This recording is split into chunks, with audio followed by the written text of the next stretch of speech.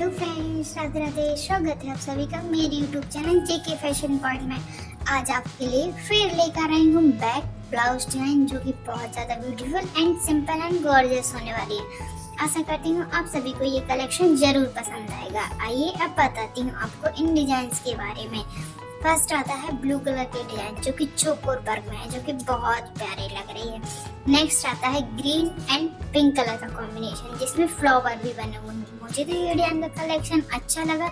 In fact जब मैंने अपनी दीदी को देखा है, उनको तो ये डिजाइन बहुत पसंद आई। बोले कि सिंपल भी है और देखने में ब्यूटीफुल भी है। तो आशा करती हूँ आप सभी को भी मेरे डिजाइन का ये कलेक्शन जरूर पसंद आएगा।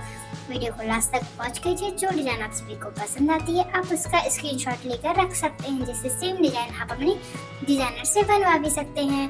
वीडियो को लाइक कीजिए, मेरे चैनल को सब्सक्राइब कीजिए, बेल आइकन को प्रेस कर रखिए, जिससे मेरे वीडियो का नोटिफिकेशन आप तक जल्दी पहुंच जाए।